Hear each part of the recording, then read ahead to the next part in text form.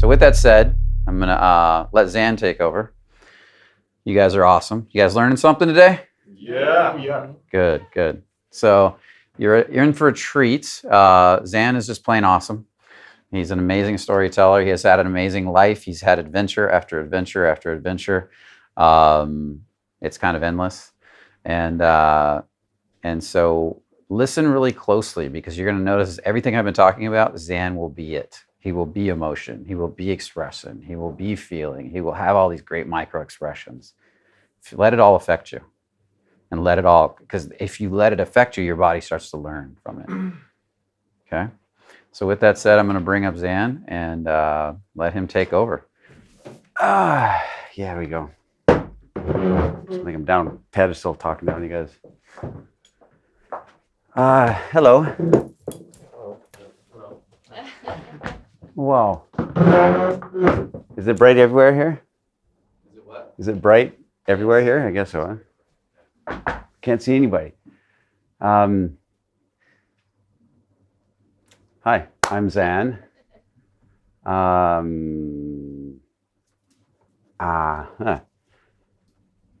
was your morning and afternoon with Brian and Dave? Great. Well, I'll just tell some stories and talk a little bit and answer some questions. And I know quite a bit, and I've seen quite a few things in my time. My name is Zan Perrion. I'm Canadian, and but I've lived in Bucharest for the last number of years. I used to travel a lot before that, but now I kind of came to Bucharest and I stayed. Man, it's hard to see people. We are here, just so you know. There's people out there still? Yeah. If you slide forward, you might be able to see better. So Let's just see. Oh, yeah. Yeah. That's better. Okay, now I can see you guys. I have to see people. My goodness. Now, who here do I know? Hey, okay. Okay, well, I'll just tell you quickly a little bit about my story, and maybe you guys will get a sense of the journey I went on. Like I said, I'm Canadian, and I won't belabor my story, but I will tell you a little bit about it. I was essentially raised in the north of British Columbia, Canada, in roughly the wilderness. And by that I mean we didn't really have running water or electricity. And I left home when I was 13. And I went further into the wilderness, and I helped to run a trap line of a mountain man. That's what I did, way in the north in the mountains of British Columbia, and in the Wolverine Valley. Cliche, yeah? But it was actually the Wolverine Valley with the Wolverine River, and it was 2 hours on a gravel road to the nearest town, which is 2,000 people or 1,800 people. And I spent my teen years up in the north, and I said I left home when I was 13, so my formal education ended at 13. I have no education since then, except what I've stacked upon my own self. And so I never had any college, I never had any real normal high school. And when I was 18 or so, I came out of the wilderness to enter into the cities of the world, kind of not by choice, because I didn't think I would ever leave. I thought I was going to be this wilderness guy, you know. I mean, if you saw pictures of me back then, which there are none, well, very few. I had like a fur hat and a knife on my side and a rifle and an axe. I was good at an axe. I'm very good at an axe. Built log cabins with sod on the roof. Did all kinds of stuff. And I thought I wanted to stay out there forever. But you get to a certain age, 18, 19, and then wait a minute, no girls out here. And And so I ventured out, poor, no education, no social skills that you get from college and high school and stuff like that to speak of. And I came out of the force into the land of the living. And I was, my early years, so this is up till I'm 18, 19, towards 20, my early years was massive insecurity. Like I really didn't like, because I was embarrassed. I was embarrassed that I had no education. Everybody else had an education. Everybody else had linoleum or carpet on the floor. I had never seen that. You know, we had wooden floors. And I remember thinking I was just embarrassed about my past. And so I set about trying to hide it, trying to hide where I came from. And so my early 20s, well, there's two tracks that went there. There was kind of the career track, which I had to eat and make a living, but I had no education, so I faked my way. I did some fast talking, I guess, and I faked my way into a food science lab. How? I have no idea. But eventually, over a number of years, I was the head of the food science lab. I was the head guy. And I taught myself computers, programming, databases, SQL. One time I was a MCSE. Yeah, I'm a computer nerd. Did my own websites before Serene came along. And I love computers and I love programming and I love all that kind of stuff. I can't do it anymore because I'm doing other stuff. But so I taught myself that, and I taught myself, I just took kind of like my own courses and tried to educate myself. And I was working with this company that was a Japanese company, but we're the North American wing, and it was a food pharmaceutical giant. And this is the career path. I worked my way through different things. I was in charge eventually in different, I moved different departments, different companies, moved my way up until I was in charge of the IT department, in charge of I ran the commodities division because I took securities course in my evenings, and I worked my way up into this company until I was a senior executive. And the Japanese told me, my office was next to the president's of our North American wing, says, shadow the president, because when he retires, you're the next president of this company. And so I had a good job. And I had good benefits, good pay. I had the whole thing. But every year, like they told me I was going to be the next president. Every year I would look at the president of this company, and every year I saw him getting lower and lower in his chair. I'm thinking, man, and I would kick his door shut, and I'd go into his office and kick his door shut and say, Vic, his name is Vic, I had to talk. You have this big, glorious mansion-y house, vehicles, a pool. What do you entertain? What do you do on your weekends, or what do you do on your evenings, or do you and your wife have house parties or dinner parties? Not really, because I'd been to his house and they kind of lived in one corner of the house. The rest you don't walk in there because it's all vacuumed, it's fresh. You know what I mean? So they just kind of lived here with a TV. And so I said, do you ever get tired of it? And he had no life outside of that. And he says, well, at my age, what am I going to do differently, And I just thought, man, that one of my jobs was to, I was hedging the American dollar against the Canadian dollar on the futures exchanges, and I was watching Chicago, Minneapolis, Kansas City for the grains, because part of my job was to buy wheat. If you ever have eaten ramen noodles, used to buy the wheat they'd make that in Singapore and in Thailand, and they had mills all over the world. And I would buy the wheat from the Canadian government or the American. And there was one time I remember, I mean, it was a long, slow process of me going, wait a minute, I've got everything that anybody would want. Somebody would hit me over the head for a job like this. I can leave whenever I want. I get vacation like crazy. And why am I not fulfilled here? Why am I not feeling like there's some energy here for me? And I was in the boardroom one time. By the way, I tell the story for like years. I've told this story, and I just found a couple photos of me in that boardroom. I have to dig those out. Me in a suit sitting there, Japanese all on the one side like this, and North American guys on this side, and I'm running the meeting. I found some photos. It's cool. And anyway, I remember the one time that I was sitting there, and the problem we had was I had bought so much wheat and grains that there was not enough rail cars in North America to get it to the ports in time, to the ships.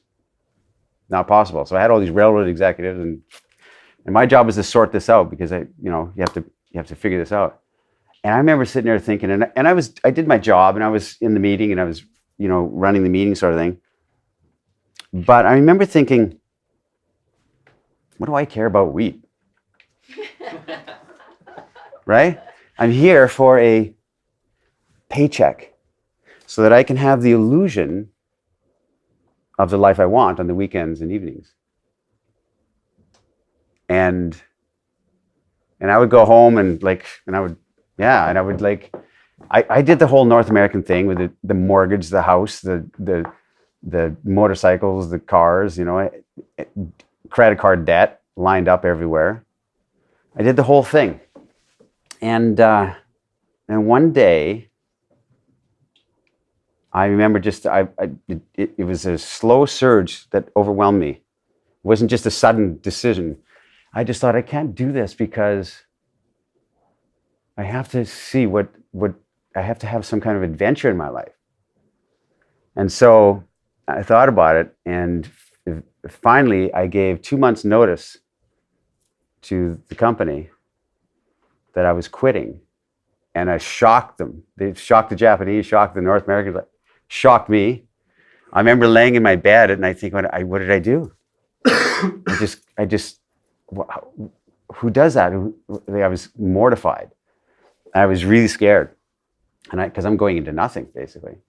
And in that 2-month period, I sold my apartment, which basically cleared off all the credit card debt and all the mortgage and stuff like that. I gave all my possessions away. And I reduced myself basically down to a carry-on bag, and I hit the road. And to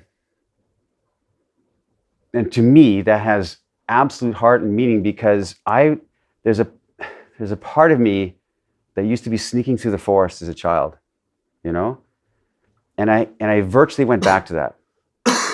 I had nothing as a kid, and I went and I thought, girls are not going to like me. I'm not going to be attractive to women if I don't have these fancy possessions and a fancy car. And I had a $5,000 couch, kind of looked like that one, And I gave it all away. I called ex-girlfriends to come get all stereos, take it out. Because for me, it's there's something that is unfulfilled in that pursuit for me. It was not fulfilling for me, and I had to go, and no matter what the cost, I had to go and see what I'm made of, So anyway, that's that path. And then my second path, which was my life with women, which is the only thing I thought about. And I'm not kidding. I have thought about nothing but women my entire life. I'm the biggest fan of women. I love women. I adore women. It's true. And but remember, I had no understanding. I had no social graces. But I said, I got to figure this out. And my 20s, especially my early 20s, was massive insecurity, massive anything that you think you've got, approach anxiety, rejection, insecurity, nice guy. Phew. Yeah, I was the quintessential nice guy because I got my understanding from movies. Hollywood says, well, you have to be, she goes with all the bad guys and then comes to the nice guy at the end of the movie. Yeah, right. Doesn't work. And I tell you, man, my early 20s, I would go and I would ask a girl on a date, and they would date me for once or maybe twice, but then they're gone. And I was like, why can I ever land anything here, And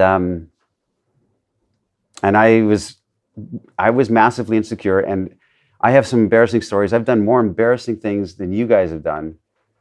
I've done like the poetry, stick it under a windshield wiper on her car. Yeah, a girl I just met.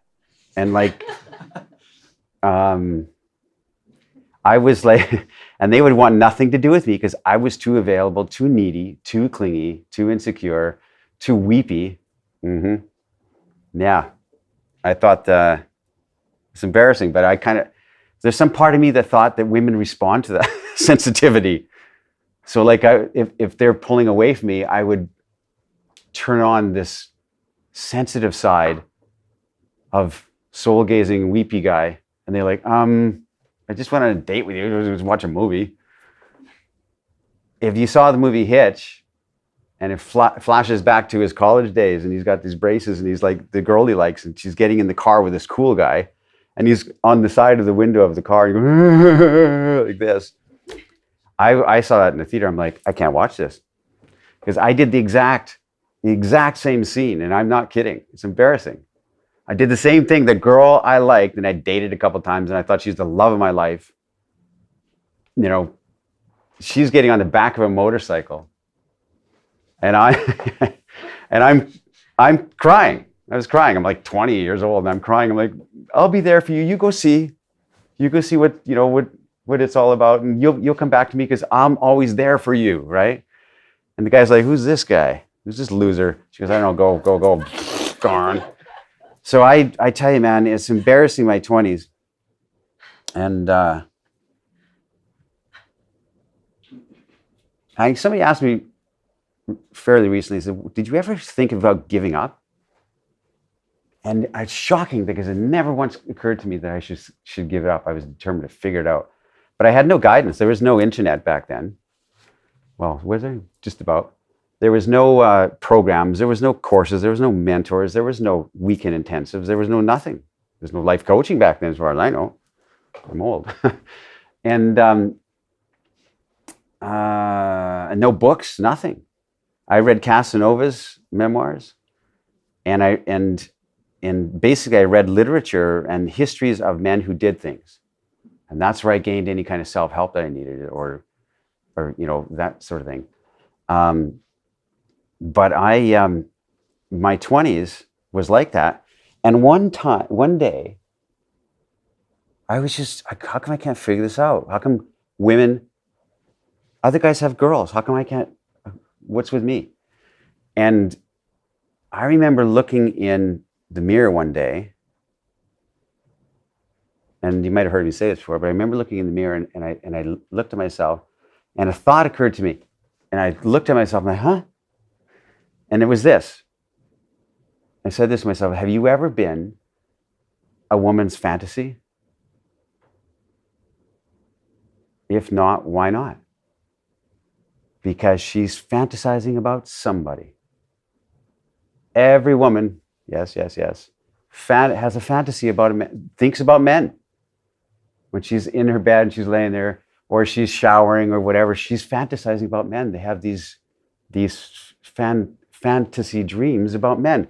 And they fantasize about a guy that they had experienced in their life. Has it ever been me? I don't think so. What a question to ask yourself. Is there a woman on earth right now fantasizing about you while you're here in Bucharest? What a thought. That hit me, man, like a ton of bricks. They're fantasizing about somebody. I said, I'm going to figure this out no matter what the cost. And I did nothing else gentleman. I'm not kidding. Like I would go to my work. I was good at that. I had no other hobbies. I learned to play a bit of guitar just because I could get girls. I did nothing. Like I remember, like some of my friends were saying, "Listen, we're going to go off the coast of Vancouver Island in a fishing boat. We're going to cast nets and grow beards, and we're about there for 3 weeks." And I was like, yeah, I want to come. Wait a minute, there's no women out there, and I wouldn't go. I went out to like a lounge or bar or nightclub 4 nights a week for years without fail. In fact, there's this one time I remember I was dressed up. It was a Saturday night around 10 o'clock. And I dressed up, did brush my teeth and stuff, and I was just about to head out the door, and I said, wow, man, I'm tired. I'm going to sit down for a second. And I sat down, like on a couch, and the thought hit me, and I'd never ever entertained this thought ever before. I'm not kidding. It was just, I was shocked by the thought. And the thought was this: what if you don't go out tonight? I had never thought that, never crossed my mind that, because I was always thinking that that's the night something's going to happen. You know, like I have to keep chasing that. And man, I tell you, I sat there I can still remember what I was wearing and everything. I sat there for about half an hour, 45 minutes, debating with myself. What? No, you got to, what? But I'm so tired. And I stayed home. First time in years. But I would go to the bar and I would just lean there like this, because there's no way as I was going to approach a girl. Not a chance, man. I was like, I don't know what I'm going to say. So I would lean on the bar and try and be cool. By myself. Just lean there and like see if anything happened. And so that's how I spent a good chunk of my 20s. And then, but like I said, I never quit. I said, I want to learn how to be the greatest lover woman's ever known. I'm going to figure that out. And like I said, I've done nothing else in my life to try and understand the hearts and minds of women. I've done my 10,000 hours. So I know what I'm talking about. And so my 20s was a blur and this messy, insecure, needy, weepy guy. Incredible. And then around about 28, 29, 30 is when I started to go, I'd been in this situation so many times with a certain girl that, wait, she's saying this, but I remember I started to learn. I wrote in my book that like I have had no male mentors or teachers ever. And women have been my only teachers, but not on purpose. Women didn't set out to coach me and say, women don't know either. But my experiences with women that would occur and recur, I started to learn from that rhythm, what they say, but what they mean. Maybe it's this, maybe it's that. And so I spent my 30s really just synapses firing and I mean, I had everything, guys. I had a spreadsheet of the girls I was dating or trying to date or calling phone numbers. I was obsessed with women. And so my 30s is when I started to kind of get some progress forward and started to get some girlfriends and different things happening until I was 40. And then, so my 20s was this messy, insecure guy with no help. I had no help. My 30s was figuring it out on my own. Still no help. My 40s is when I started writing my book about it. And from 40 to 50, I wrote my book. And my book took me 10 years to write. And in that 10-year period, I was refining and adjusting and traveling and talking and seminars. And, I've been doing this for a long time. My book came out on my 50th birthday. And I tried to capture in there everything that I'd ever understood about the hearts and minds of women and men. And I tried to put it in there. And it's strange because when I finished that book, I just it's like I knew that I had accomplished what I set out to do. Everything that I had possibly known was in there. And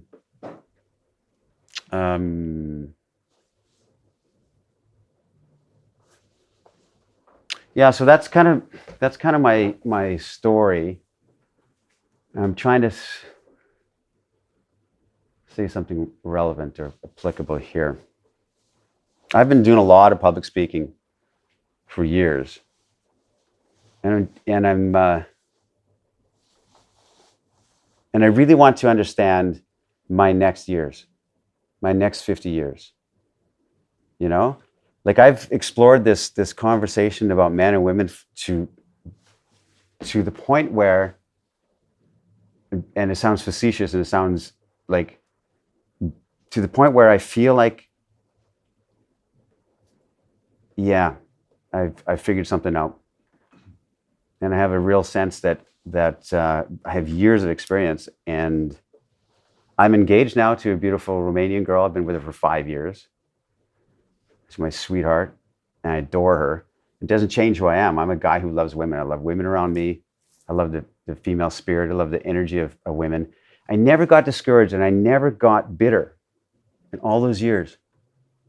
I never got angry. And I said, I'm just going to figure it out. So anyway, yeah, so I wrote a book called The Alabaster Girl, which we're going to give everybody a copy. I'm going to give everybody a copy. So we'll bring them tomorrow, I think, right, Serene? I have copies here in Romania, so I'll give everybody a copy. But you got to promise to read it and let me know what you think about it. I already have a copy, so I could just have it signed. I absolutely will. Thank you. Anybody else have my book? That's Oh. Yeah, I tell you guys, it's you as you guys will understand, because for sure you're feeling it. Everybody's been coached nowadays, and everybody's had a mentor, and everybody's gone to some weekend intensive. 20 years ago, that wasn't there. But now everybody, and so much information is available on the internet. Things on YouTube are what guys used to sell 10 years ago. And it's just free. So you're bombarded with information. You have consumed volumes and volumes and volumes of information. And that, honestly, that era is done. It's done. And I can feel it as I move through the earth and I talk to men. The questions are different now than they were before. But more the energy of the men is different. There's a different expression of what they want to accomplish. And it's especially in this secular society where everything is like antagonistic and left versus right and men versus women, and it's just a violent energy out there everywhere. There's a locus of men and women who want balance and beauty again. You know, if you ask me what my book is about in one word, it's about beauty. I wrote a book about beauty. How I believe that there's beauty in the female spirit that women don't recognize anymore. There's beauty in the male spirit that men don't recognize anymore. And you know, like, there's all kinds of people talking about the human condition and what happened to men and women, and pornography did this, and the divorce rates, and I don't ever talk on these social levels. I don't make a commentary about it. Yeah, I get that that's affecting everything. Instead, I want to take an end run around that violent conversation and talk about what is the heart of men, what is the mystery of adventure, and what is the spirit of adoration for yourself and for others, you know? So my whole journey and for myself, I want to teach it to myself. I didn't have, like I said, I didn't have any teachers. I was in a leadership retreat in California, I don't know, 10 years ago. Yeah, 10 years ago. And one of the guys said, hey, listen, I've got this exercise we can do. I was an assistant shaman in Peru, and we can do this kind of exercise in the evening. We were there for a week in this conference, and so we all say, oh, I will come. So we're all sitting on the floor of this yurt on our knees, and candles going and stuff like that. And this guy says, okay, well, he had all these little baggies in front of him with like feathers and beads and beans and sticks and And we said, where'd you get all that out here in Northern California forest? He said, well, the dollar store down the road. But he had all these things that it was symbolic, right? And we were going to make a mandala in the floor amongst all of us.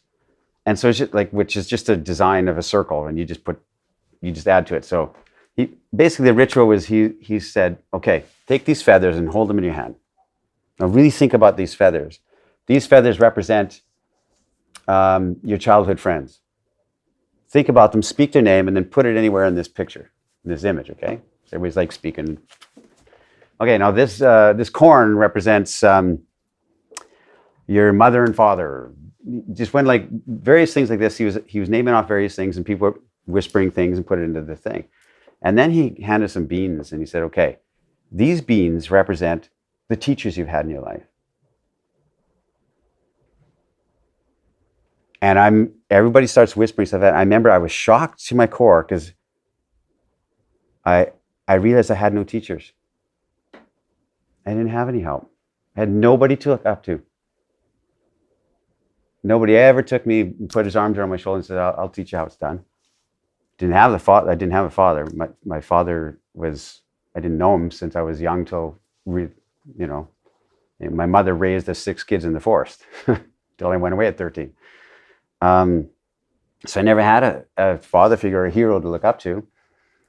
And what you realize is, for all of us that are in that boat, whether the father was not there or just wasn't strong or wasn't engaging or any of these things, or just wasn't there, what you realize is you have to do it yourself.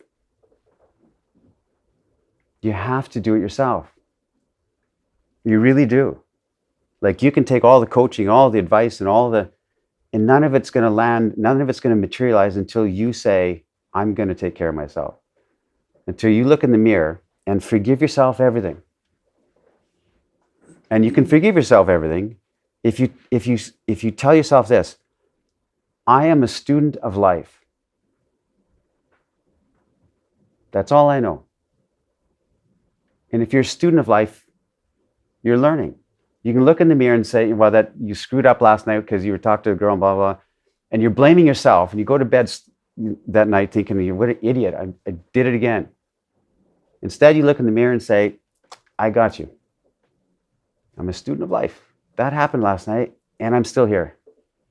Because nobody's going to do it for you. That's the main thing about this. This entire multi-billion-dollar self-help industry, it's all up. You have to do it yourself. Everybody's got the book on their shelf, or a bunch of self-help books there, and it's not that important that you read them. It's just that you have them. I have the answer right there. I paid $20 for that answer. That's why guys will take a seminar and then take another one, because at least I'm buying the answer. You see? And yeah, you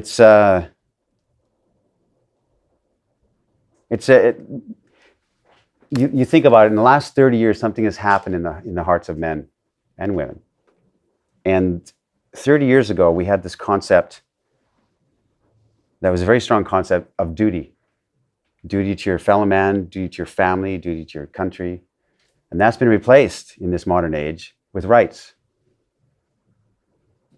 My personal rights, and don't infringe upon my rights. And we've lost something in that. We've lost something in this sense of empathy and respect and giving. And so the men and women are battling like this. And the loudest voices are the ones you hear. It's not the majority. The minority is the ones that are dominating the media and the universities. The majority of women and men that I've talked to all over the world just want to reclaim the polarity of men and women, the beauty of the masculine spirit and the beauty of the feminine spirit, to reclaim it. I mean, I could talk about that for a long time, but I'm just rattling on here. I just wanted to give you guys an idea of my story, and then I'll just take questions or something. I can talk about anything. I could talk for a week. I have sometimes. So, I don't know. It feels like I used to go on stages and I would do a 2-hour talk, for instance, and I'd be like, Ernest, I got to get this message this is a great message, and I hope you in the back, you guys can get it too. And can you feel that? Because let me say that again, because it's so important for you you understand? And that's kind of gone out of me a little bit.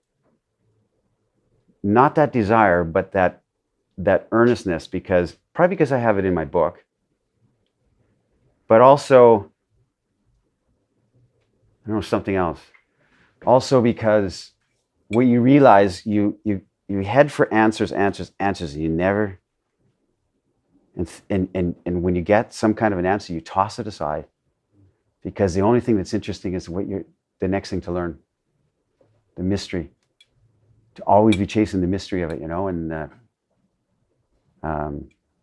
that is for me. I've said when I finished my book, 10 years it took me to write that book. I never read another book, and I'm a book reader. But I'd felt too guilty to do it.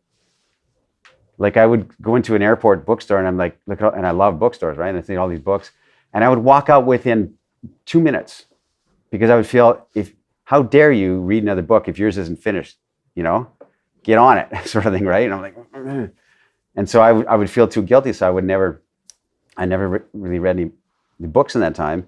And in my entire life, I've never read any books that are about relationships, self-help, power of now, I'm okay, you're okay. I've never read any of these, ever. And people, over the years, well-meaning, will give me a book. Hey, this meant a lot to me. Zan, I want you to read this. And I'm like, I can't get into them. I'll read the first page. I can't read. And I don't know why. I'm not saying they're bad. It's just that I got on any kind of like heart affirmation or desire for future, or recognizing that because remember in my early 20s, I felt I was the biggest loser on earth. And what rescued me out of that was my assimilation of reading history and men that traveled and went to sea. We want in our modern age, we want security, and we want to make sure this, and we're all backpackers across Europe. Take a time to back. The ATM is right there, another one's right there, and you can always call somebody on your cell phone. 300 years ago, men just like you went to sea. And there was no ATMs, no medical insurance. Nothing. And they went. We have it we're so coddled and so pampered. Your fathers went to sea, into the unknown, with no security. If you want security, you can have maximum security. Just go out here in Bucharest and kill somebody. You'll have maximum security. You'll have 3 meals. You'll be able to play a little bit of basketball. You'll be taken care of.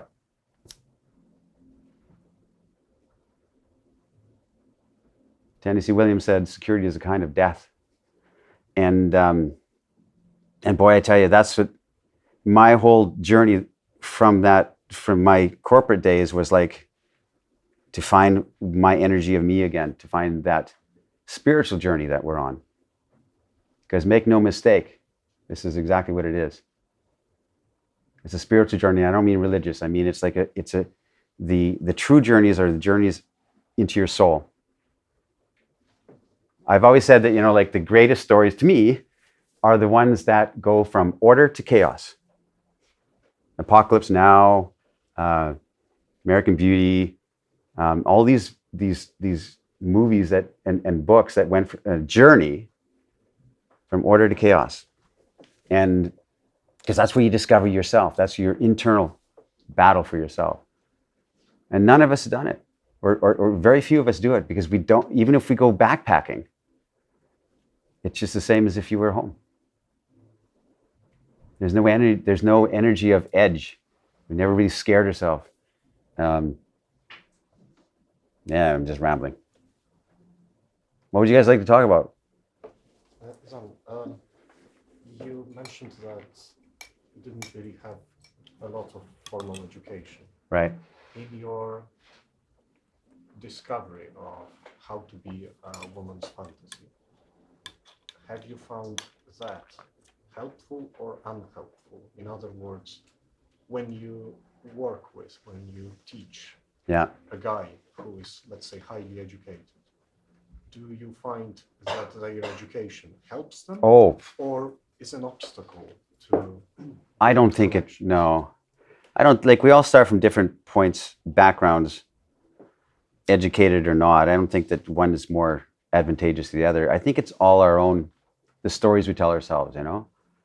And the biggest thing is, you know, we all need therapy these days, and we have to solve our childhood or resolve something that happened in our childhood. This is why I'm this way because my mother, okay, is what we say.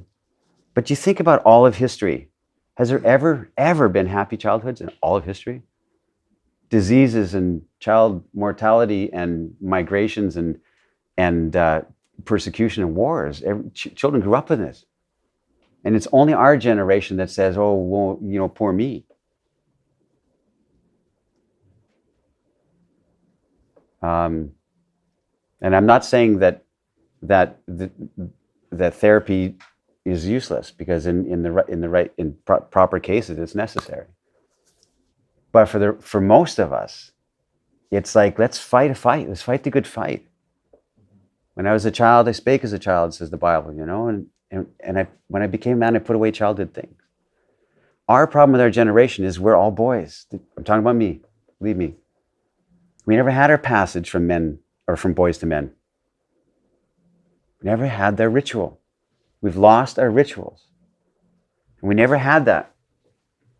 You know, the American, the Sioux would have what they called the vision quest. The Native Americans, vision quest. And they would take a boy and they'd say, okay, listen, go into the wilderness, stand in the wind and speak your name. And the boy would leave. And he'd go out there and he'd be cold and naked and scared and nervous and excited and everything. And he'd go out for days and days and days until he found his totem, his spirit animal, a vision of it. And then he would come back. And then they would say to him, okay, now you can stand with the men. Come stand with the men. This is remarkable. In 1950, a new word was invented that was never existed in the English language before. Teenager. The concept of teenager started after World War II. We never had teenagers before. We had boys and men. Teenagers is invented. Never had it before, ever. The concept wasn't around. The word, look it up. The word was invented in 1949 or something. And that's what we've inherited. That's what we got. And it's nobody's fault. It's not your fault. And I'm not saying, hey, buck up and, you know, because we've been given patterns, we've been given thoughts. I mean, this is what Brian is fantastic at doing, is getting you down into the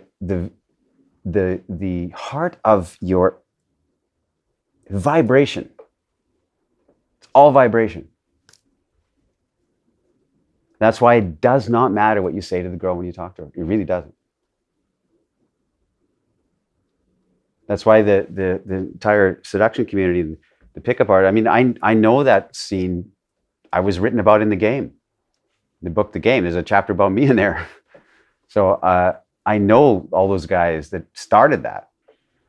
And it fits an algorithmic generation. We're all raised on ones and zeros and computers. So it makes a lot of sense to our digital minds that we're born into, that you say A to a girl, she says B, you go to C. And then you loop. Makes a lot of sense to us. And so we wrote, a lot of the instruction, early instruction was algorithm, right? But it doesn't matter. And you learn that because women vibrate on a frequency that vibrates with you. And that's a whole new subject. But I'll say this. In my 20s, I said, I'm going to become the world's greatest seducer. And I'm going to learn how to talk a woman into bed. And I'm and I'm going to figure it out. I'm going to, get a girl. And back then, I said I'm going to learn to be this great seducer so that I can weave words. And I can make them land in certain ways, and I can make her go, huh? Never thought about that before. I know. You should thinking about it now, aren't you? and I would weave these. I set out to be this guy, and so I was this. I was that. And what you learn is it's so unnecessary. It's so unnecessary. And my later years was to cast aside all that sense of, I'm going to take you on a journey. Instead, just speak plain truth. Just plain truth. And just drop my words. Everything I say to a woman, everything, the ball is in her court. Land. I leave nothing to chance. If I like a girl, I tell her, I like you. If I want her in my bed, I say, you'd be a great lover for me. Are you kidding? Look at you. What's your name? That's how I talk. I leave nothing to chance. The ball is always in her court. There's no guessing. There's no, I'm not sure if she likes me, because I ask. I want to know. Is this kind of honesty and authenticity, let's say, is it for you has been one of the kind of major breakthroughs from being a guy that was really struggling to become really successful? Like, is this one of them? My personal journey, gentlemen, has been all about that. I am a highly sexual guy. I adore women. I like the way their asses curve. I'm to this day, I just adore women. I like the shape of women, I like the way they smell. I like everything about them. And for years, I was hiding it because I'm Canadian, North America, right? It's like the northern hemispheres, man. Scandinavia is like ice front. You don't ever act like you interest in sex, and everybody goes home and watches porn, right? You're like, even if you ask a girl out, it's like, hey, would you like to hang out sometime? What kind of a phrase is that? Hang out? Girls have said to me all the time, I thought it was a date, but I'm not sure. We don't express our intent. Our generation,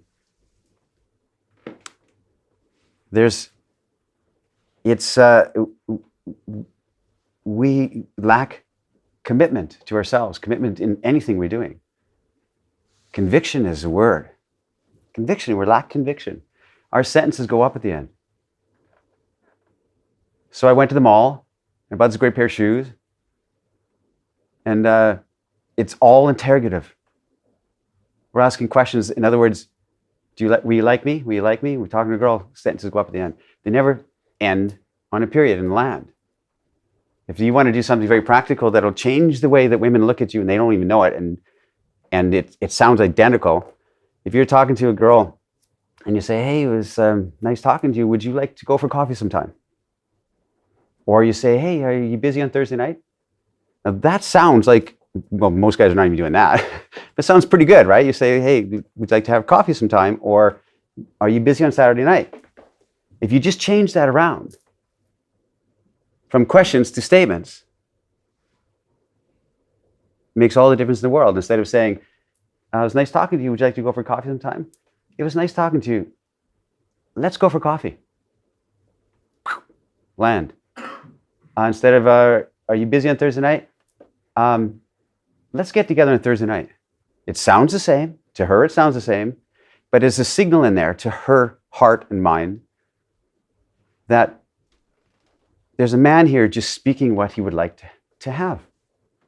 He's not asking for anything. He's just describing how he would like the world around him to be arranged. I would like that. So when I say to a girl, I like you, I want to see you again, it lands. And if you just change these questions, hey, would you like to go out? You and I should go out. It makes all the difference in the world. And you can't get rejected. You didn't ask for anything. Right? You're just making statements. You're just stating what you want. Because that's all you know. That's all you know is what you want. That's the truth. That's all you know is what you would like to have happen. And you just and so the plain speaking, like my whole journey, I told as you answer your question, was to stop hiding my desires, my interest, my intent, my sexual edge. And I've hid it my whole life. There was at that same leadership retreat I went to. There was 23 of us, that half men, half women, and every age in different countries represented. And I think all the women were married. Maybe one wasn't. And they're different ages. And I remember we spent, basically this leadership retreat was a year long. You spend a week together in the California redwoods, once in the spring, once in the summer, once in the fall, once in the winter. And in between, in the 3 months in between, you're engaging with each other. And it was a year long that this 23 people went together on this course with leadership training. And I remember that by the last week, we all came back together again. And by this time, because you spent weeks with each other and spent all the interaction time between, you knew each other very, very, very well. You knew everything. You saw people, saw you at your worst. The exercises took us down, ripped our souls out basically, and we knew each other very well. One of the exercises we had to do on the last day, or one of the last days, we had to stand up in front of the group, and they're all sitting like you guys are. You had to stand like this. You can't say a word. And everybody would just blurt and say, "This is how I experience you." They've known you for a year. "This is how I experience you," and you're standing like this, and people's faces were just they're bawling tears because someone would say, "I experience you as very generous," or "I experience you as hiding or malicious." And everybody's just being honest, and you're standing up there and you have to take it and you can't say a word. It was powerful. And then my turn, and I get standing up there and they're saying all kinds of things to me. I'm like, you can't answer. And then one of the women said this, and she was 45. And she said, she said, "I'm going to say something, and I'm representing all the women here because we've talked about you." I'm standing like this.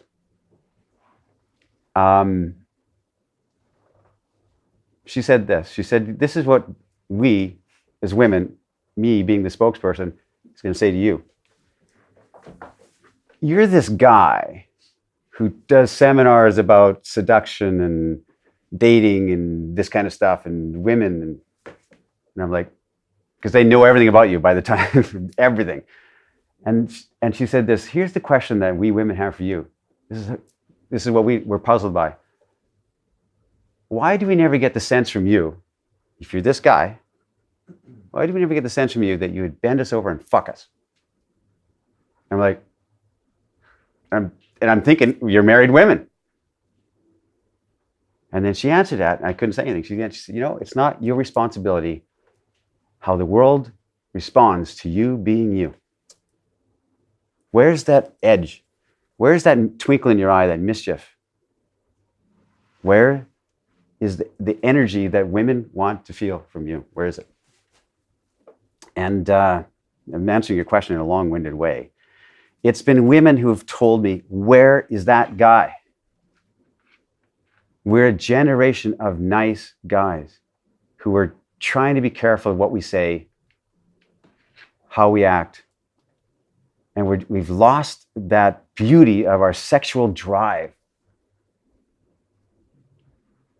We have no thrust. And that's what the world is missing. I'll quickly say it like this to balance it out. Yeah, there's no penetration from men anymore. Don't have that. Don't have that kind of lunging forward in a beautiful, respectful way. And let me balance that by saying, and I wrote this in my book, but if you look at, I don't know anything about chakras or anything like that, but okay, let's take your chakra here, in the center, your heart, your center, your core, right? All men, and women too, but I'm talking about the men for now. All men have a radiance that comes out, an energy field that's palpable. It's real. An energy field that moves up and out into the world. Moves up from the heart here and moves up and out into the world. And that's a man being charming. Can I get you more wine? Hey guys, I got this great joke. Hey, don't worry about it. I'll give you a ride. It's that energy, storytelling. Toastmasters is all upper energy. It's like if you've ever been on a job interview, you're sitting high. Everything about you is high. Your eyes contact is high, your shoulders are high, you're sitting straight, and your whole energy is high, and your voice is, all your energy comes up and goes out into the world like this. That's beautiful. Spirit of man, charm, empathy, respect, humor, kindness, all this great energy things of man, okay? From the same center of gravity here, imagine this, because I'm visual that way, we have an equal energy force that goes down and out into the world. Goes down. And it floats on the floor, kind of like bass in a club. Boom, boom, boom. That is your dark forest, your danger, your desire to bend the world over, your sexual edge, your thrusting nature. And our modern generation has suppressed this completely. Even the dating advice out there, even the most of the coaching for men is how to be more funny, how to know what to say, how to, all these upper energy things. And the problem is, if you're only this upper energy, you're the nice guy. And women like you, and they'll hang around you, and you're fun to have at a party, but they don't see any kind of sexual tension in you. And if you're only of this lower energy, you're a creep. That's the guy that's leering at her boobs, because there's not balance with charm and respect and humor and kindness. I could talk about that forever, but it is what is, that's answering your question. What was suppressed in me was my beautiful desire of sexual energy, and it's suppressed across the board. And it's not being a pig, because you balance it with the upper energy of charm and respect and kindness and safety and the whole thing. There's the integrated man. His energy is full. Your sexual energy should be the first thing that walks into the room before you do. Yeah. I would like to ask you, Zan. I remember the interview that you had with Brian. You said that you have to be open and you have to love women, but if you've had a lot of bad experience with them, how do you get over that? Because I know that it's not healthy to hate one woman, because it's not their fault that they perceive you, how they perceive you, but all that shit accumulates, and how do you get over that? Well, like I said, you guys, I mean, if anybody would have any excuse to, you see somebody on Jerry Springer, and he says, well, I beat up my wife because that's all I saw growing up as a child. That's all I saw growing up. My mother was beat up. She was a single mother, and various men, and they would beat her up. My mother was hospitalized. And that's all I saw was violence, and I was a scared little kid. And there's choices you make, and we can stay contained in this. I'm not a psychologist, guys, but I said I'm going to make a choice away from that. I'm going to look for beauty. That's the truth of it. It's a choice. Yeah, there's a lot of bad women out there that are mean-spirited and catty, just like there's a lot of bad men out there that are mean-spirited and catty. And guys say, well, common question is, what do you do if a woman has a quote-unquote bitch shield? In a club, you go up, say hi, and she goes, or we're talking here. Or they turn their back on you. You've all seen it, right? The guys say, what do you do with that? she just self-selected herself away from your life. It's a good thing. You know, it's like trying to ride a bicycle with the brakes on. Why would you go where your energy is blocked? Done. See ya. I'm out. There's other ones. There's some beautiful women out there. And so my default, like our default is this. I've had nothing but disruption and rejection from women in the past. This girl said she'd go out with you, but it's probably going to be the same thing. So we start with that. Or I'm going to get on my nerve to talk to these two girls. My buddies give me a couple of beers. Go talk. But I know that they probably got boyfriends, or I'm not tall enough, but I'll go over anyway. And so we're wearing it on our spirit. They don't have to reject you because you've already rejected yourself. You've already done that. It's all about us. If we give a compliment to a girl, it has nothing to do with her at all. We don't say, hey, you know what, you look so pretty, I like your hair, because we want to say that. It's because we hope that she will like us. I hope that if I compliment you, you'll like me better than all the other guys in this room. Right? So our compliments are all about us and what can I get? A real man says what he wants to say and lets it land. Remember the landing. You are beautiful, and I just want to say that. All outcomes are possible. She might be married, she might not like him, but he just says it. Boom. Woody Allen said that 80% of success is just showing up. That's all it is. Just to say it. So, to answer your question in another long-winded way, I honestly, I really can't speak to a therapeutic level. I really don't know how to get guys to get over that, except that what I know that I did was to make choices and just say, no, it doesn't serve me.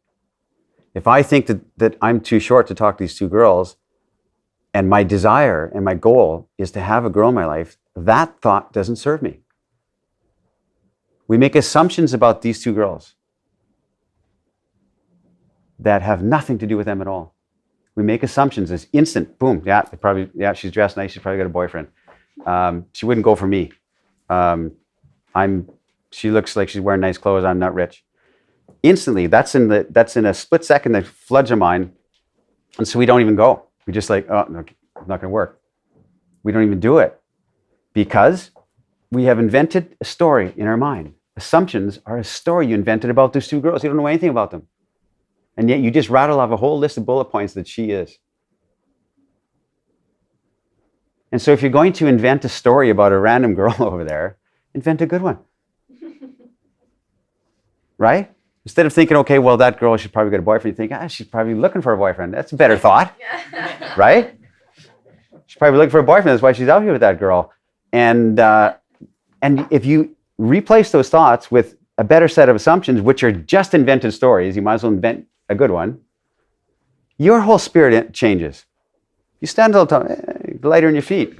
You feel better. You're more open. So, yeah, choices, and maybe that's simplistic to say. Because, and I tell you, like I said earlier, we've all been hurt. We've all been abandoned, betrayed, abused. That's hit all of our lives. And it's hit everybody from history. And yet we're the only ones that sit in it and stew in it and cook in it.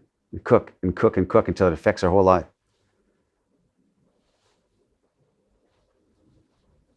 Right? There was no therapy and self-help back in the day. Yes? Zan, I have a question for you. I feel you have a very strong energy. Okay. How can we develop that for ourselves? You know what? I used to be cautious what I would say before. Let me think about this for a second.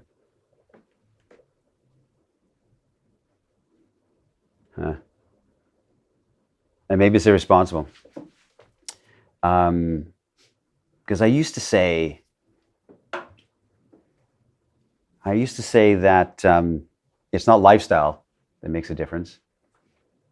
It's just the way you represent yourself and look at yourself and stories you tell yourself, etc. But I will say this, and maybe it's irresponsible. I'll say it anyway. I think you have to reinvent yourself every decade. Right, completely. And I went to Nicaragua when I was working on my book, and I said, I've been traveling, I'm doing these seminars, I'm doing talks, and I need to be put in jail for 3 months or get a deserted island experience for 3 months so I can finish this book. And so I made it for myself. I disappeared. I took off from the internet, everything, and I went for 3.5, 4 months into the jungle of Nicaragua, small little fishing village. And we spoke in English. I learned Spanish. I had to. And I sat there and sweated in the same t-shirt and shorts day in for these months. And I remember, I went there to finish the book because it was 90% done at the time. I thought I just need to focus my mind, sit down and have nothing else to do. But I distracted myself there too. There was nothing to do but walk along the surf. Nothing to do. And the old woman next door would bring me a fish and rice every day, and I would eat that, and I would lay in a hammock and think, and I basically, and I didn't finish the book. It took another couple of years after that. But what I realized way after that was I realized that my reason to go to Nicaragua was not to finish the book, which I thought it was. It was to put a different kind of energetic feeling into it that I reflected on. I reflected there the whole time. I reflected on life, and I came out of there from that. And I remember the people in this village were so poor, but so happy. I thought, man, they have nothing, and they're delighted, and they dance and they enjoy the sun, and they sit in. No such thing as television there, so their evening, as soon as the sun goes down, there's no electricity, so they all bring their chairs out onto the front of their house and just sit there and watch people go by. That was their entertainment. A whole family sitting there. It's true. They would just sit there all evening till it was really dark. And I remember, it would get dark at 8 o'clock, and I had no electricity, so I'd sit there with the people, or I'd go to sleep. There's nothing else to do. But they were so happy. I remember this one young family, and the guy was building this little cabana on the beach. Cool guy, just ripped. Cool looking guy, surfer type guy. And he had a wife and 2 little children, and they all rode on the same bike, because he would bring his whole family to build this cabana from his home over there. They all ride on the same bike. And I asked him, could you get another bike? How much would it cost to get a bike? And I looked in the town of Leon. It's $50 for a bike. But he couldn't afford one, right? And I remember he was building this cabana by himself, sweating. And I used to buy him a beer and take it out there, or take one of the beers I had and give it to him. And we'd sit there and he'd speak to me in Spanish. And I asked him, he's building a little cabin-y thing. I said, how much would it cost you to finish this? You're working here by yourself. So, my dream. And he was worried about the worms coming because the wood was untreated. And I said, well, how much is that? Oh, I can't afford that. What? And then I got it out of him. How much would it cost to build this entire thing? He was making a little cabana that he wanted to sell his wife's cooking from. That's what, on the beach sort of thing, right? I said, with a sign and everything, how much would it, and, just the logs into the sand sort of thing, how much would it cost total? And he calculated it out, and he said, well, if I could hire a guy, blah, blah, probably cost me $200 total. I'm thinking, just shocking, And I came out of there straight to an event this size, my own Ars Amorata event, with 30 guys in Amsterdam. There's my culture shock, shell shock, and boom.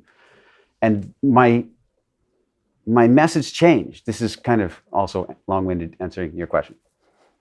That's where you realize, man, self-help's not enough. It's not enough. Affirmations are not enough. It's not enough to have that book there and read another book and underline it, put a Facebook quote. It's not enough, gentlemen. If you want change, and we say we do, It's going to take everything you've got and more. It's the truth. The phrase I put in my book and the phrase I came up with from Nicaragua is this. And take this and think about this because it's the truth. Every great life has had in it a great renunciation. Incremental adjustments, changes, learnings, it's not enough. If you really want change, you have to cast out everything from your life that doesn't look like what you want it to be. That's the truth. And most men can never do it. It's the truth. Every great life has had in it a great renunciation. To renounce, to cast aside, no more. I want different. That's the truth of it. So, another thing I wrote in my book is, like, if you want to have that strength that you just asked me about, like, go climb a mountain and don't tell a soul. Go scare yourself. Go and see what you're made of. So, my irresponsible thing I'm saying is, which I never used to say before, but I think I'm saying it, is you've got to go and find that treasure. We're waiting for money, we're waiting for this, there was an old Korean man, about 80 years old, who has very successful coaching business, I guess you could say, trained coaches in Korea. And we were having lunch with him in Montreal one time, a few of us, and we said to him, Ken, his name is Ken, what are in your years, you're 80 years old, you've been doing this change work for years, what is the top 3 things you could say that are necessary for success and for change, transformation? And I don't remember what 2 and 3 is, but I remember what he said for number 1. He said, never think about money again. And you notice he didn't say, never worry about money. He said, don't think about it. Go, go into the wind. And I guess my inspiration came from guys like Casanova. If you know anything about him, like I said, there was no safety net. There was no medical insurance. He had a letter that he would hope to be able to give to somebody that he would be in the next town, and they would go with nothing and hope that they could figure it out. So, and I'm not saying to abandon your job or, quit your wife and kids. I'm not saying anything like that. But I am saying it's the spirit that we're missing. We're just padding on more knowledge onto our heads. The age of knowledge imbibement, intake is done. You have enough knowledge and information in your head. It's now time to take it and embody it, to take it and to drop it down into the vibration of your soul. That's the only thing that has any value. And more information you don't need. And the only thing you should ever pursue is, how can I learn to take it from here and feel it in my body so that I can feel my own energy, my own thrust. That's the only thing I want to ever talk about. And that's what stuff Brian is doing. And it's real. It's absolutely real. I don't know if I answered your question, but any other question? Yes. You talked about rites of passage. Yeah. We've lost that in our culture. How can we regain that and Yeah, adapt it to our modern culture? That's a good question. All I know is what we can do for ourselves, I guess, like there's a tide that's overwhelming this earth of negativity and bad news and dysfunction. We're all connected on the internet, but we're so disconnected,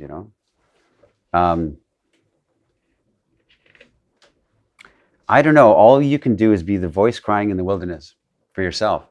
If you hear anything here from this weekend that has any kind of value or heart and meaning to you, it's incumbent upon you now to go and do thou likewise. it's incumbent upon you to go back home and share it with others. It's like you're carrying fire for the village. You know, don't you dare drop it. That's how strong it is. That's what is necessary. That's what's needed. That's the truth. And if you feel that in your heart, that if you have that burden for that burning for that, you may not know what, but you've got to go and represent what you're learning here. How? I don't know. Do it. Whatever it looks like to you, you grow into it. You learn it. And all it is showing up. You don't have to have answers. You don't have to have the knowledge to go talk to these girls who are on their cell phones. You don't have to have any kind of like anything except that, you know what, I was over here with my buddy and I wanted to come over here with you and say hi. It's all I know, because that's the truth. That is the truth of what I know. I can say that with certainty. There's no wishy-washy. There's not. I was there, and I like the way you're dressed in your white top and your ripped jeans, and I want to come say hi. I know that for certainty. And I just wanted to show up. Boom. And what's your name?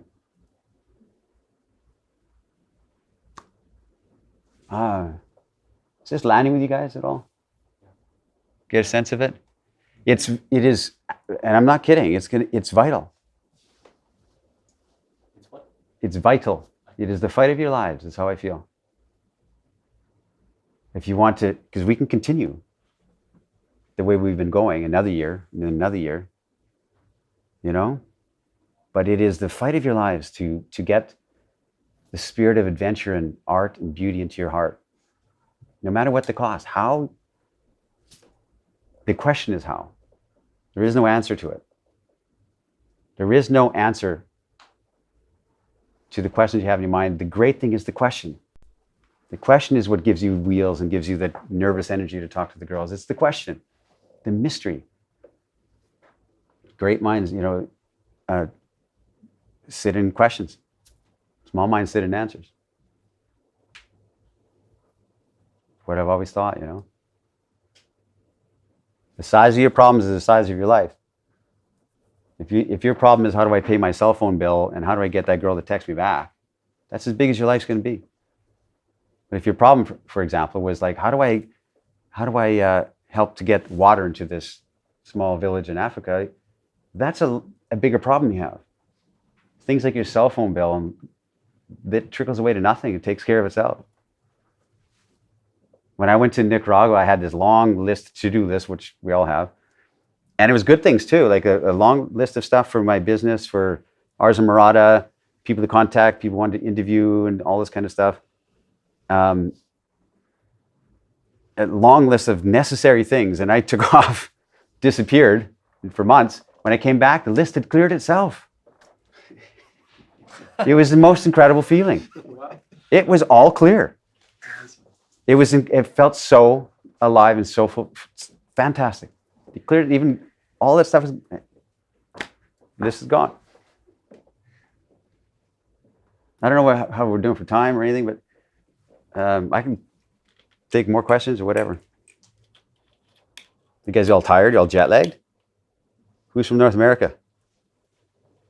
Oh. You guys are all from this side of the pond, huh? Yeah. How did you guys find out about this? Facebook. Facebook? Your books and internet. And then I found out that you live here in Bucharest also. So. I do. Well, we'll talk some more like as the weekend goes. I'm around, and I'll give you what I've got. I'll give you the best I've got, and I'm talking maybe kind of maybe kind of subdued today.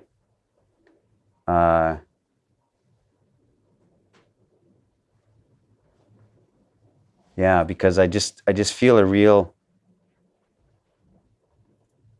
urgency. Hold your question about that. I used to have an urgency in me to like You see me on YouTube and stuff and on stage, and I'm like, right? And the urgency is gone within somehow. There's an urgency burning within us, and we have to fight for it. I don't know. Anyway, go ahead. Yeah, that urgency. I mean, I saw some YouTube talks from you, and you said you closed your book and something was closed. let's Yeah, say. yeah. Now you are writing a new book. I am. Can you tell us something about it? Yeah, it's short or long? I'm more excited about my new book than my other one, and the other one feels like my life work, you know. But it's an extension, although it isn't necessarily, is it? The polarity of men and women. I think I'm done with that conversation, to be honest. I think I've said everything I want to say. Man, this sounds dumb to say, but I think I've learned everything I want to learn about women. Wow. I know a lot. I think I know more than just about anybody I know, because I've done nothing. I've done my 10,000 hours, like I said. And so my first 50 years was trying to understand the hearts and minds of women and the rhythm thereof, because it's a rhythm and the vibration of it. My next 50 years is trying to take that same seeking energy into internally, I guess, somehow. Like, what are we made of, and what is our sense of adventure, and why are we here? You know? So, yeah, honestly, I don't know what, I have tons of notes, and I know the themes, I know the title, I know what it's going to feel like, but I just can't. My first book, you know what it is? My first book was 100% unresearched, except for my experience with women. If you read it, you'll see it's very experiential. I didn't read any relationship books, self-help books, anything. Nothing went into there but what I had learned from being in the company of women. So it was wholly unresearched. And my next book feels like it needs research. Like, I need to go back to the Greeks and, you know, and find some kind of, I don't know what I'm trying to write, but I know what it's about. And in essence, it's about what my first book was about, which my young self was about, which you guys are about, which is trying to find relevance in our life. Relevance. That's what it's all about. So the girl will like me because I am relevant, because I have value. You know, and you look back in, I need to go back into like the beginnings of Western philosophy is like, you know, started with the Greeks and the Romans, etc. The Stoics came along, and what ancient philosophers or the ancients, I'll quickly say this if I can form it. Yeah, because this is what it is. My book is is trying to discover or explore or something, the concept of salvation. In other words, if you've ever heard the book, The Denial of Death, our whole life is like denying that we're going to die, right? So we try and fill our days and nights with the illusion that we're not going to die. And the Greeks and everybody in all of history has been obsessed with what happens after death. And where's the salvation? And so the ancients, their concept of salvation was epic works and heroic deeds. Your name will live on in your deeds. Achilles and all this kind of stuff. That's how you got immortality. And that was predominant in all cultures until Christianity hit. And that took the world by storm, because Christianity basically said salvation is available to everybody, even the humble, the not epic people. And not only that, but it's a real salvation, and you're going to see your real family in the afterlife. So you get to be reborn and reinvented, and your family's there, and it's beautiful. And so that notion was very obviously a very powerful one. And it wiped out this notion of epic deeds, wiped it out. I'm talking Western philosophy, of course. And then we came to this, this Enlightenment era, and especially since World War II, with the absurdists and the existentialists, that there is no meaning except for what you give it. There is nothing. There is no meaning. So what's the point? Albert Camus, the philosopher, said the only real philosophical question of any value is, should I commit suicide or not? And he wrote all his writings based on that. So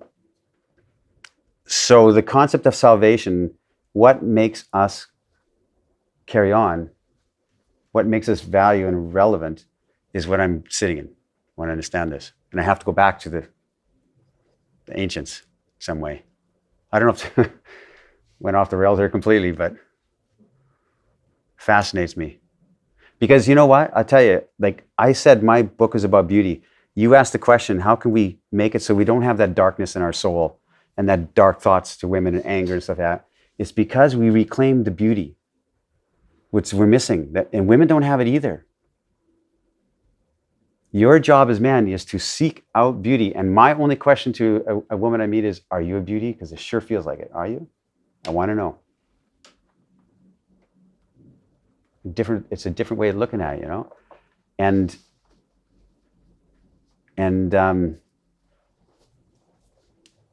it's calling yourself forth to a higher standard. It's calling the people around you to a higher standard too. So it's. I'll tell you a quick story. There was when we were filming one of our films for my fundamentals course in Texas a bunch of years ago.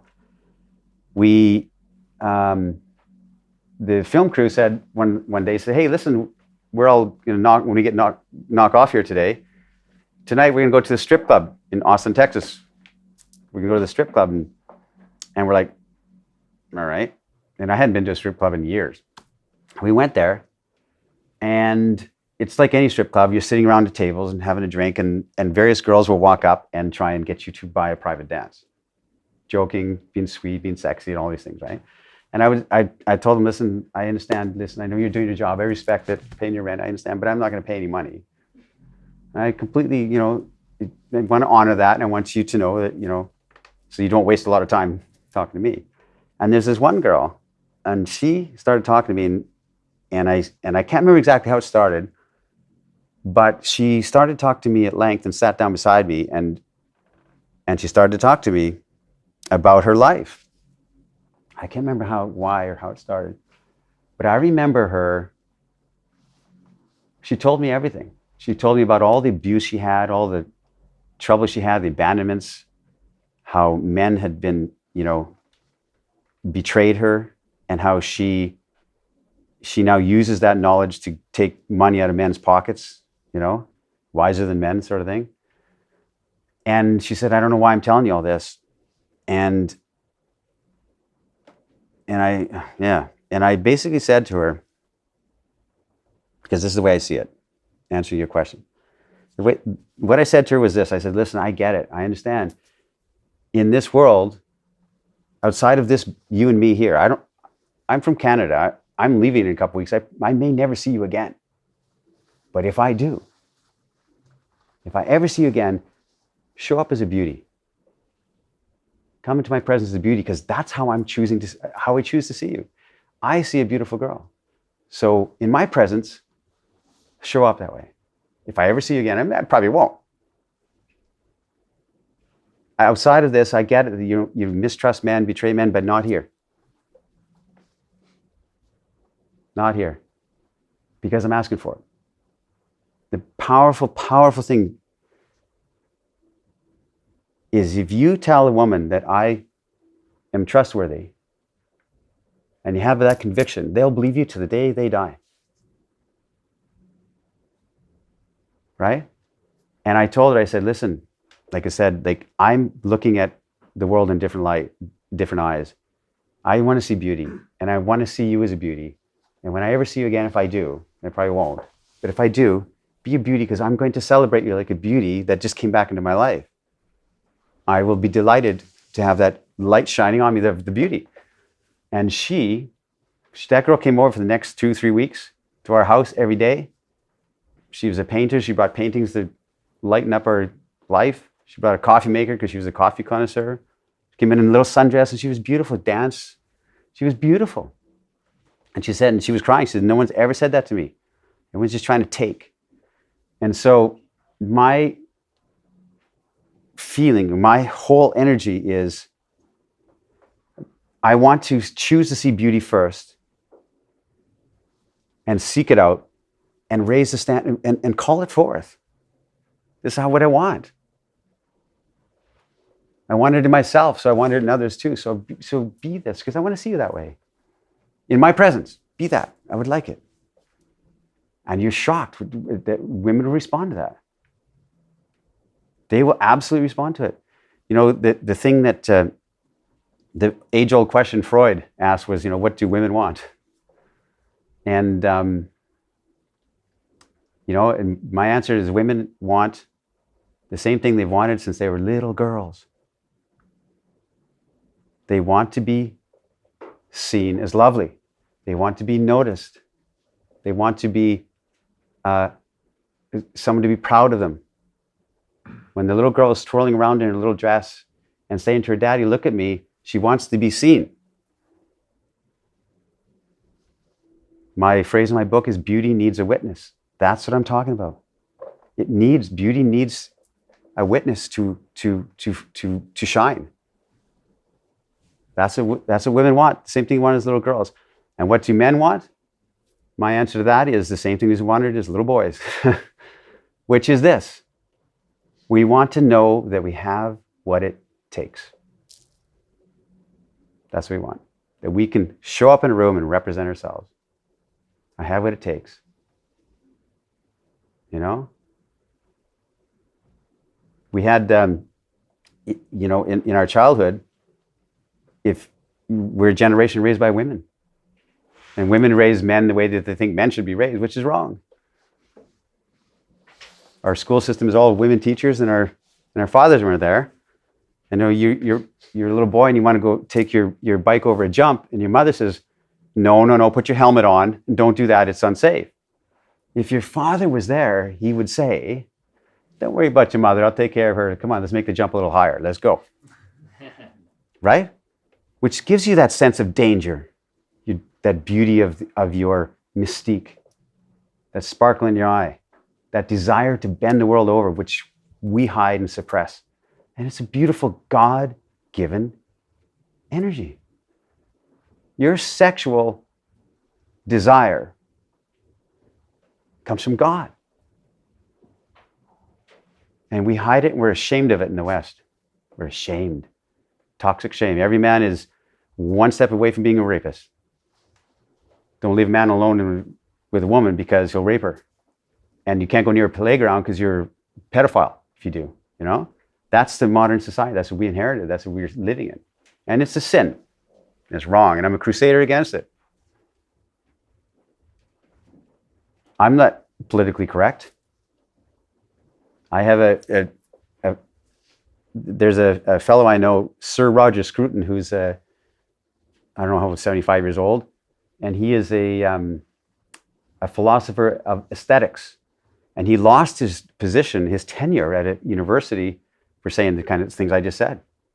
Polarity of men and women and the beauty of sexual favor and sexual spirit, which is a necessary element.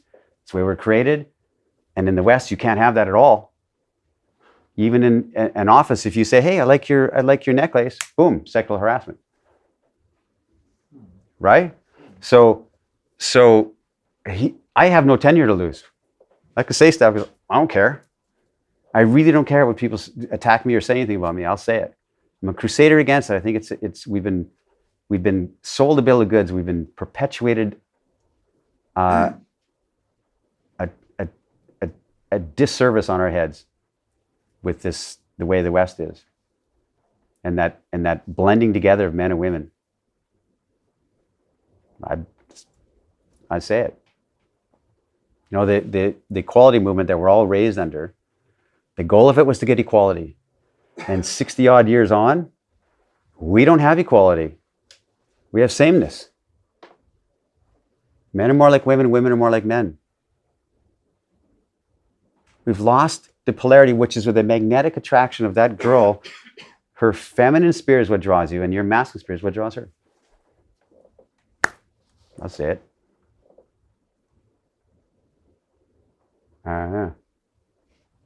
But it's. I guess my long-winded answer to your question is that yeah, you have to seek it. It's up to you. That's what I'm trying to say. Beauty needs a witness, and if you're the witness, beauty will arise around you. That's the way it works. If you're skeptical and like, that's the way it's going to reflect. Women will give you everything you ask for. They give you what you ask for.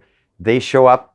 If you are tentative and like playing the games with a girl you just met, she's like, well, I know my role. Not unconsciously or not consciously, but she does the same thing. She reflects it back to you. And if you say, listen, let's you and I be different. I just met you, but I promise I will never misrepresent. I will never lie to you, ever. I promise you'll be safe no matter what. I promise you'll be safe. That's my promise to you. They'll believe you. Even though they've had volumes of men saying, hey, trust me, baby. It's different. They can feel it's different. They've never had that. They've never been seen. To be noticed is the thing. I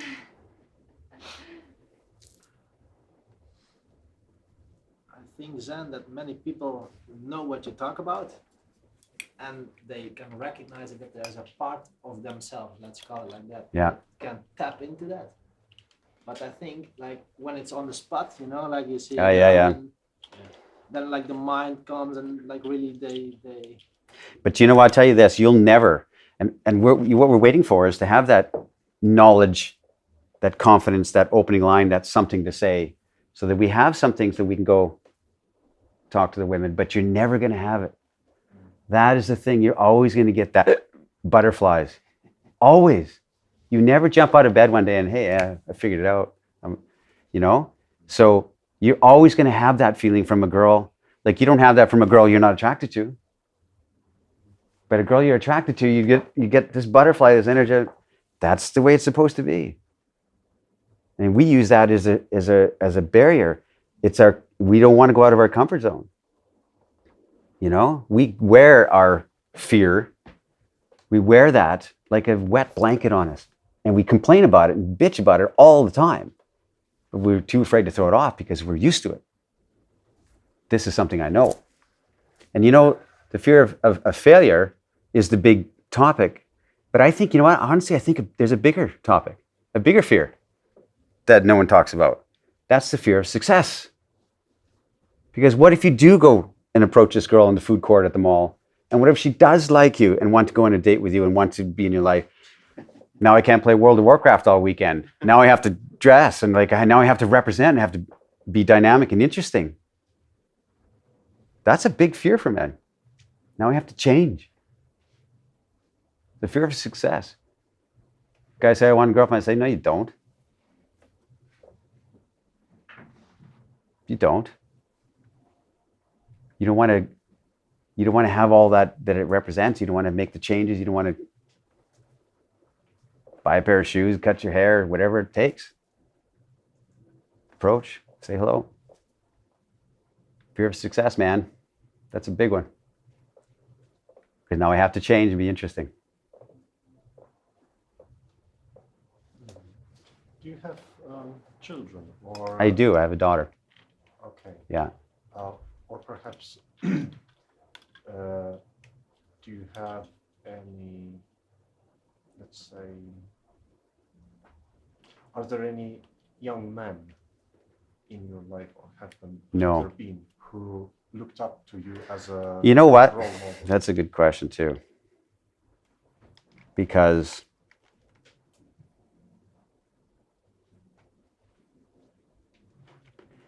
that's a good question, because what's changing for me And I never had it before, but it's starting to feel it. I'm starting to think that way. I'm 53 now. And I get a sense that I'm shifting more into that for men. Like, as opposed to a coach, or as opposed to someone, it's more like, man, I got some things to share with you, and I can take my 35 years of learning and condense it into your mind, or help you in some way. That has a lot of, I'm not burdened. I don't feel like, I'm not altruistic at all, or wanting to help my fellow man, but I sure wanted to help my young self. And if somebody is in the same questions, I have answers for that guy. I have something to say to him. And if I can share it and he gets a better jump than I did, to me, that's everything. So what I'm saying is, I feel like I'm more and more shifting into this role of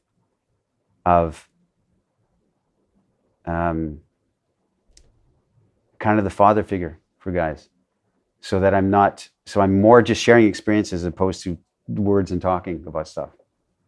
I don't know. It's weird. That's a weird thought, but it's true.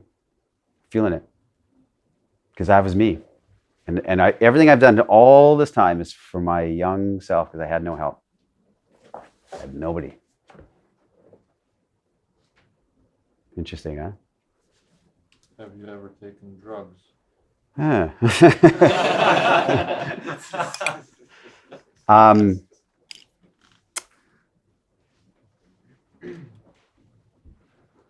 No, and by that I mean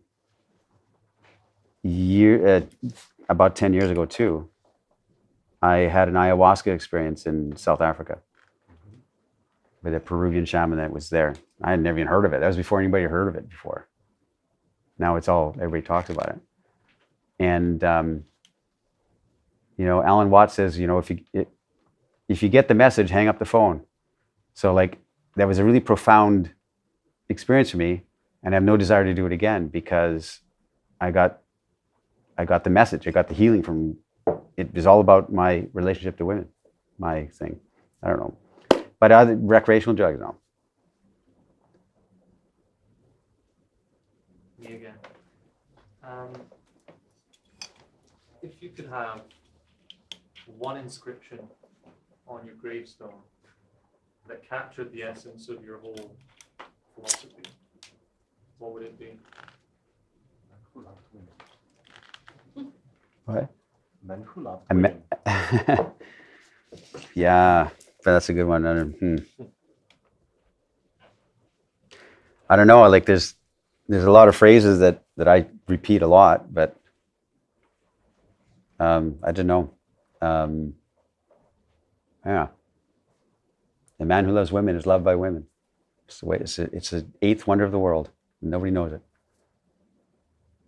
You guys all know somebody who just adores women. He's smiling when they're around, and they just flock to him. They take care of him, right? Because he has this unfettered, abiding love for the female spirit, and they can feel it, and they become girls around him. They become girls. Become their girlish energy. I wrote it in my book, but I've never heard anybody say this. But I think it's the truth. Men who have women in their life from all of history. You guys all know somebody from college. This guy's got girls all the time. He's a slob. He has no money. And he's not very good looking, but he's always got girls. The men who have women in their lives represent two things to women. They have two. Well, remember I talked about the upper and lower energy. But there's two parts to this man. They're simultaneously, let's see if I can describe this. They're simultaneously, for women, these men are simultaneously father figures and little boys at the same time. In other words, they have a boundary and they say, listen, I adore you, but don't cross this line, dear. No. I'm on a mission in my life. I'm going this way, and I adore you. You're my sweetie. But they put women in their place when women are looking for it. Women in a relationship will cause all kinds of drama because she's trying to get some energy from her husband. She causes a fight so that she could feel something from him. So they're unmoved. They know what they want their life to be. They love their girl, and they have a boundary. You know, and at the same time, they're little boys that need saving. Can't wash behind his own ears. And if women don't have that in the man that they're with, the desire to or the ability to take care of him, to straighten his collar,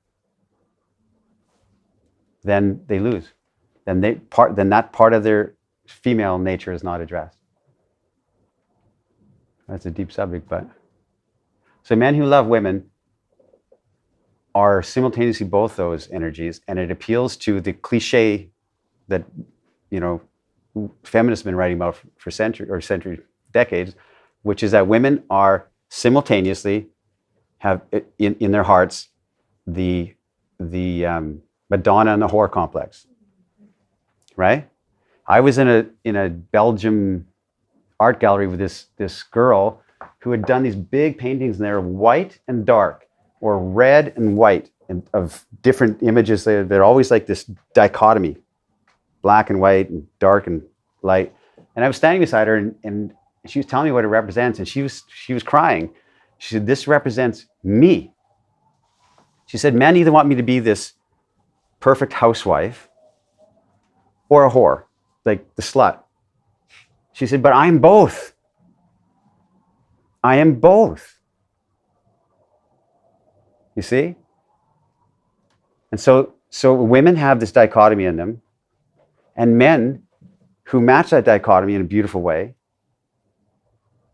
in a respectful, energetic, kind, empathy way, women cannot resist them. I said that very short, but I hope you get the sense of it, because it's really true.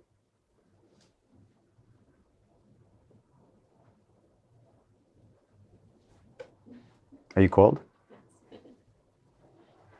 How are you guys doing? Tired? Long day? Did you guys go out last night?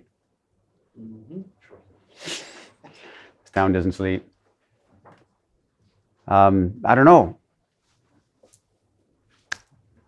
One more question. Sure.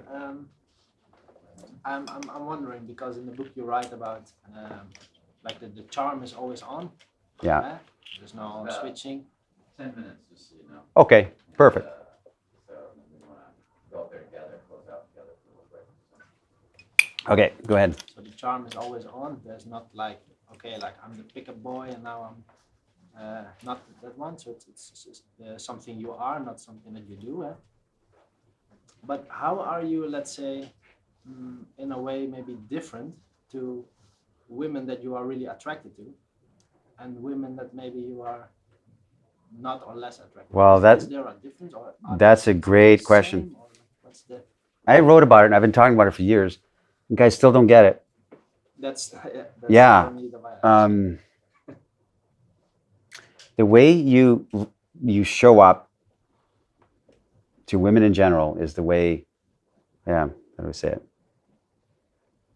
An example, we were in Bucharest here at a place in the old city a couple of years ago.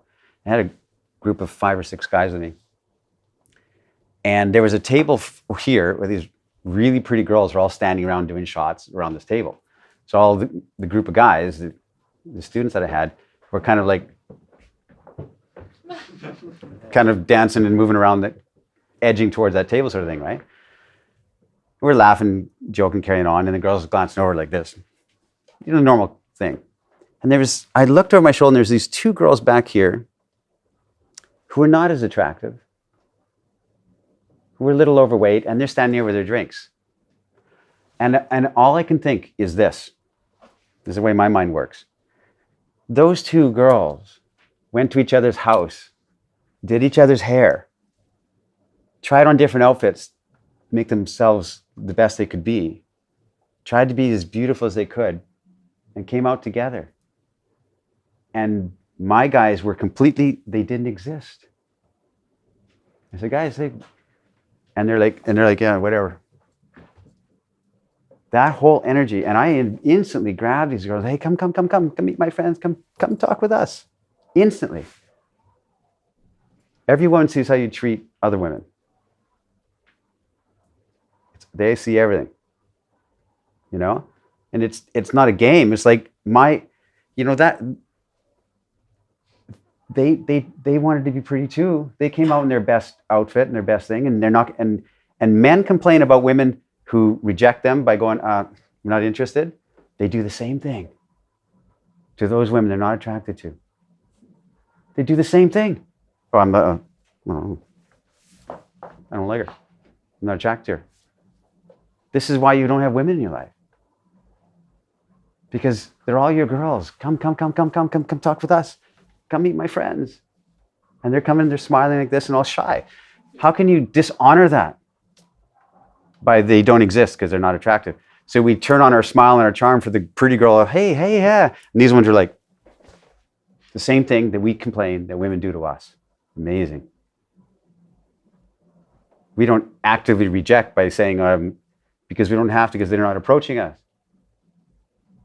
We do the same thing that we complain about all our lives that women do. They're all I can think is like that was somebody's little girl at one time, and no father or mother ever looked at the little girl and hoped they grew up to be unwanted and not attractive and rejected. They wanted the best for their little girl, So it's your role to see that and say, you know what, you can come party with us. Come here. What's your names? Other women feel that energy, represent it. There's no feeling on these girls' part. Well, he's trying to pick me up. There's an inviting energy to this whole thing, guys. I guess I'm played off with the music. An inviting spirit is what you said is charm, but it's to be inviting always. Hey, what's your name? Nice to meet you. Come with us. It's an inviting spirit instead we're this closed off energy. That part I get. But also like if you have, let's say, like really a strong desire to go with one woman home and not with another one, how are you during that mixed where you include everyone? You create like this is a whole new subject. Good luck trying to break off a girl from the herd of other girls. Unless it's in Las Vegas or something where they're like, oh, okay, nobody's gonna know. Girls go out in groups, and the girl might like you. This girl might like you, but her friends are like, no. It's nice to meet you, right? And they're not gonna break off and go home with you because, especially in their own hometown, because everyone's gonna see it, everyone's gonna know about it. Unless they're super drunk, and then then their girlfriends are calling her. Are you going to be okay? Guys are different. If I went out with you three guys, and you had the car and the keys to the house, and you met a girl and said, "Guys, I'm going to go," we'd say, "Don't worry about us. We'll sleep on the street. Go. Yeah, don't worry." Right? Girls don't do that. They go like this. No. It's girls' night out. So no, we can't do that. Am I right? They take care of their own. So you're going to be the guy that's going to try and convince that girl to go to another bar with you, for instance, leave her friends? That doesn't happen. Unless there's like, she doesn't like the girls or something, I don't know.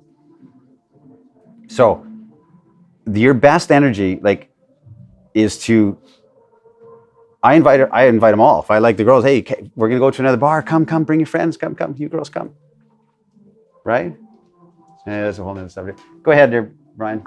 So we have to wrap up because there's a burlesque show to start now.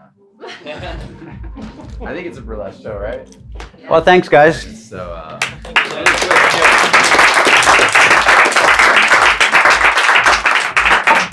you guys remember everything we talked about today, like earlier today? Remember all that stuff about grounding and presence and expression and emotion and transferring emotion? You think he was doing a lot of that? Did you feel that sense of when he told the story, he told it from, like he was talking about the lower energy too and all that emotion feeling. Did you guys get that sense? Raise your hand for me if you got that sense. Because you're a quiet group, so I want them to know that because I see these little head nods are about it. Barely moving. So I want to make sure you're all with us. So he's a real he expresses everything we've been talking about. Could you guys feel that connection? The way he just like would look in with you guys, all that stuff. It was pretty awesome, wasn't it?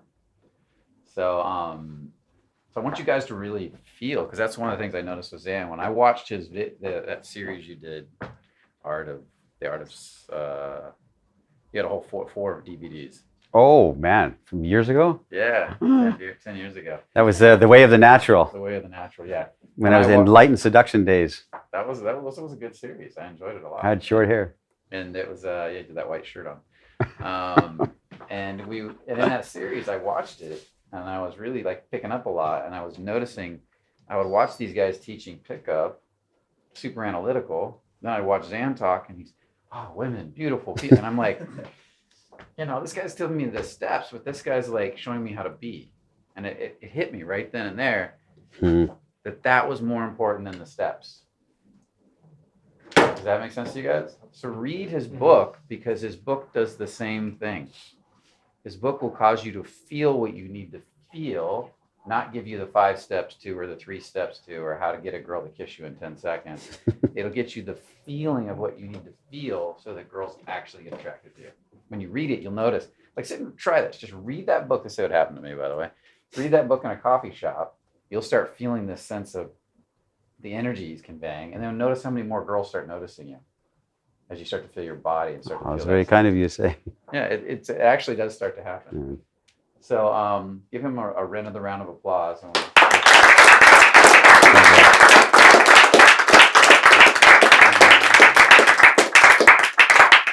So with that, do we need to close out, Justin? Anything? Okay. Okay. So we got. What about dinner, Dave? We'll handle that in a second. Just everybody that's not signed up for a super VIP, you can be back here tomorrow at 10 a.m. You want to come up here? You got that fancy suit on. You might as well.